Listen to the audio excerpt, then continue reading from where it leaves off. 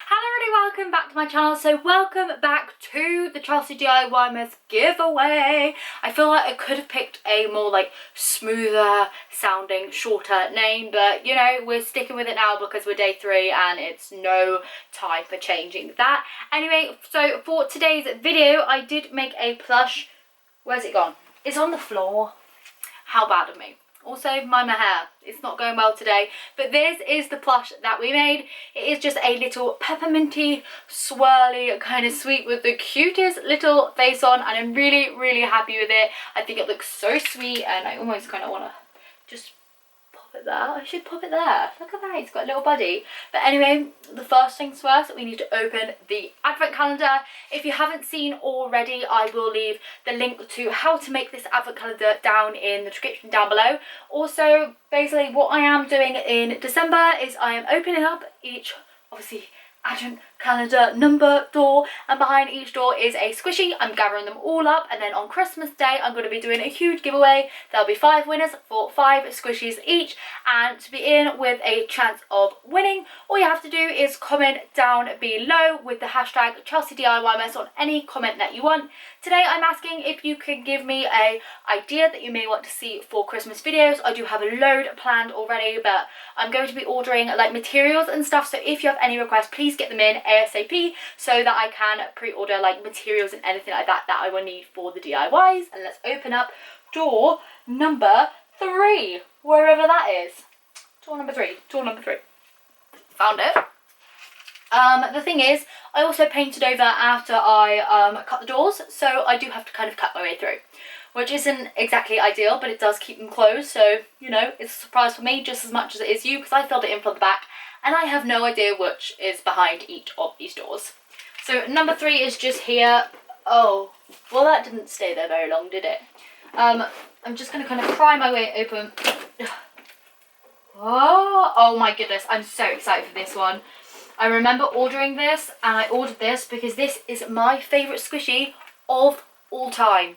So I have this squishy in my collection. I have this already. I tell you what, I'm not even going to open this one. I'm going to go and get my one of this because, you know, this box is too gorgeous. Honestly, this is my favourite squishy. Okay, I'm going to get mine. Okay, so here are my 2 old ones, and this is the new one. So I'm just going to pop that to the side, and I'll pop it back into a container later. But this is the squishy that I have got in there, the yellow one, which is my favourite. I had to include it because, honestly, it is the best squishy I've ever had. It smells incredible. I know some of you have already purchased it because I always ramble on about this one. I've seen so many of you post it on Instagram and say you bought it because of me, but honestly, this is like the cheapest squishy ever. It's usually about £3 to £5, somewhere around there. It's by the brand Blampo, you know, the guys that make the alpaca squishies. So it's so super soft, and it just looks like this. It's like a pearly kind of yellowy cake, and I'm not too much of a fan of cake squishies, and so it's quite surprising how this one here is my favourite of all time. But it's so soft. Like, do you see that? I'm putting minimal effort.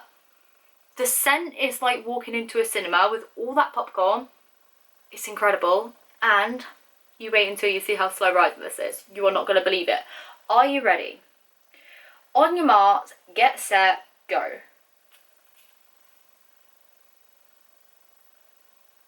I'm just being as quiet as I can so you can really take this in. Look at this. This is why it's my favourite squishy of all time. Because it smells incredible. It's so slow rising. It's so soft. It's pearly. I'm not 100% keen on the fact it's even a cake. It's just the best squishy ever. Also, I'll show you this one. The packaging is stunning. Like, mine is a bit crinkled up now, which I'm kind of jealous of you guys getting a brand new one. But just look at this. The packaging is absolutely stunning. And there's nothing more I can say about this. Honestly, best squishy ever. I'm so excited to have this in the giveaway. I will leave the link to that one down in the description down below, just in case you want to buy it for yourself as a gift for Christmas, if you want to buy it for a squishy lover for Christmas, because honestly, I 100% rate this one more than any other squishy I've ever tried, ever, from any brand.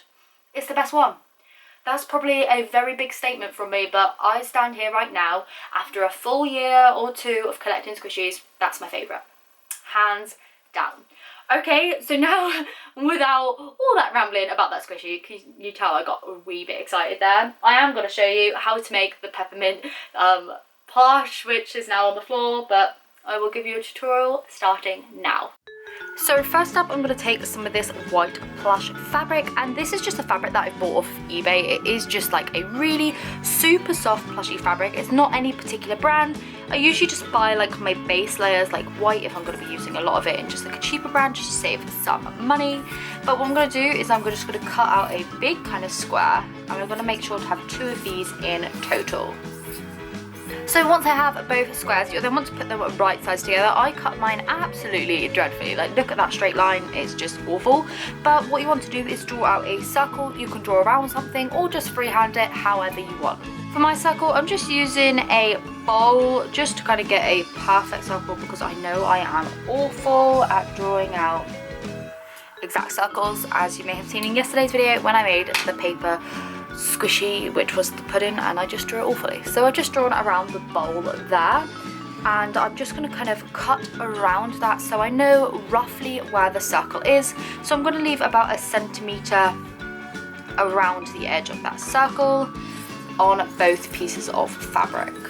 So to make my pattern for like the funny shape bits, I'm just going to take an A4 piece of paper, and this is pretty much like exactly the size that I wanted. I may actually draw around the circle again. No, I can sort of see it through the paper. It's around about that. That's really roughly sketched. But what you want to do is kind of make a kind of weird swirl. So I'm going to divide the circle up into 4, first of all, just very roughly, and I'm just going to go around each one of those bits like that, kind of just like that around that line. And I'm going to cut 4 of those out in total, but the way that I'm actually going to do this is just by cutting around. And on this side, I'm just going to cut that bit out first to what I think it should look like, and taking that same piece of paper, I'm just going to go ahead and pop that on that, and that will give me the same kind of like curve. that probably makes 0 sense, but makes sense in my mind, but it will give you like the same type of curve. Okay, so now you have a piece like this, which kind of looks like, I don't know, a shark's fin. Like, watch out, there's a shark coming. But you want to go ahead and cut 4 of these from a red piece of fabric, and the fabric that I'm going to use is just another plush fabric. So this is the red fabric. What you want to do is pop your pattern the other side way round, and that way once we kind of like turn it over, we will get obviously the same way that we've already drawn it. I'm going to need a different colour pen for that, aren't I? Just to kind of roughly outline it. And what I'm going to do again is cut it about ½ centimetre away from that pattern at this time, just so that I have a bit to fold in to keep a nice neat edge. I'll always leave a bit longer at the bottom of the fin, just so that you have enough to work with when you go to sew your kind of main shape all together. So once you have all 4 of the pieces, you'll notice that they are a little bit big for the shape, and that's exactly what you wanted because we left the seam allowance and everything like that. So just focusing on one at a time, you just want to fold in that seam allowance that we left extra. You just either want to pin it in place or just tack it into place. So the way that I'm going to do this is just tack it into place, because I find it easier when I'm sewing it over it with my sewing machine.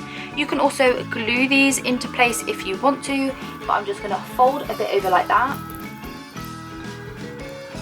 Take my needle and thread and just put really big stitches just to kind of hold it in place for when I do the sewing.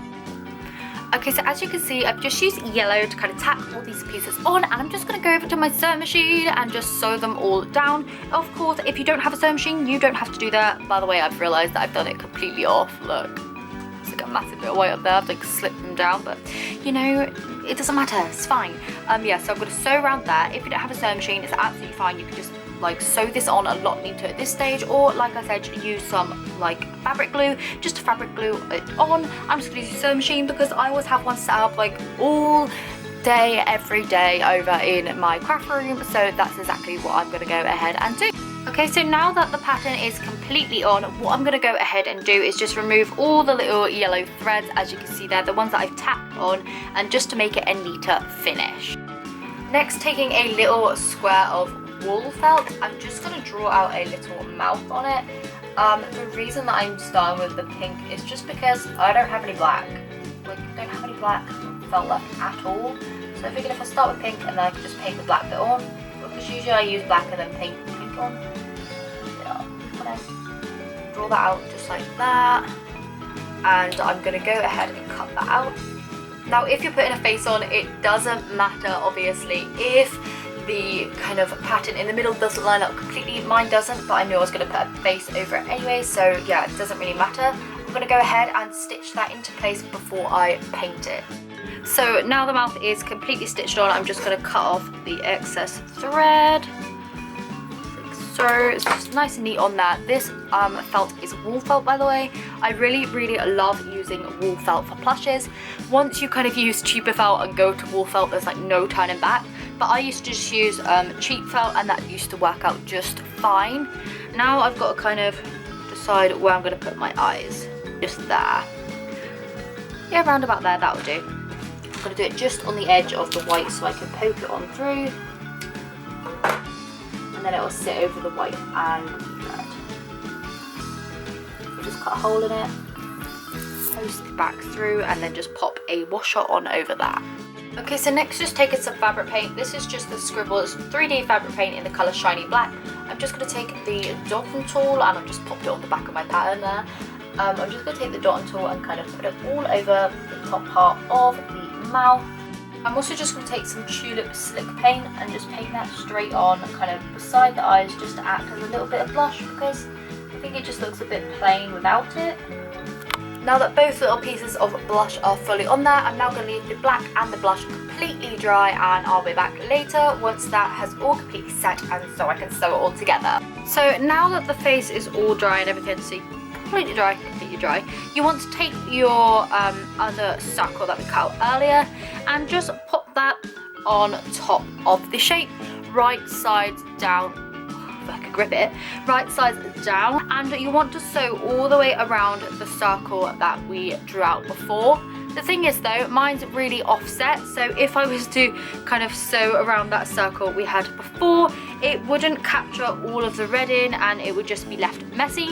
So what I'm going to do is I'm actually going to sew quite a bit further in, probably around like there, just to make sure that I encase all of the red edges.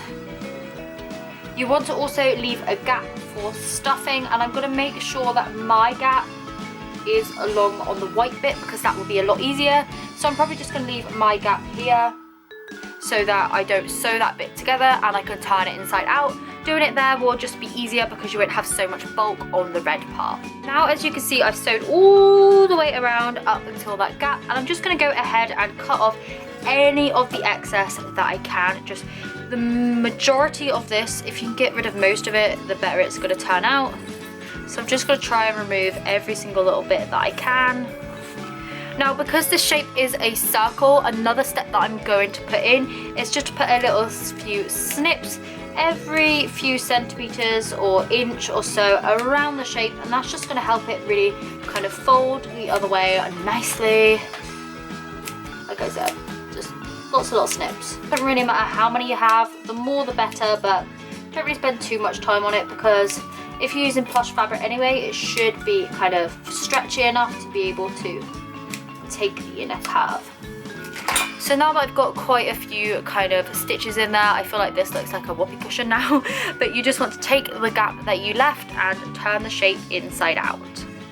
Or right size way around, whichever way you see it, just the other way around. Okay, now that you've got that part, you just want to take your finger and run it along the kind of curvy line, just to make sure all the red is kind of sealed in, and mine is, which is great. Oh! Already looks so sweet. And what we want to do now is just to stuff this pillow stuff with polyester stuffing. I'm actually just going to use toy stuffing, which I got from the craft store, but you can also use like cut up cushions, old toys, anything you have to stuff the shape.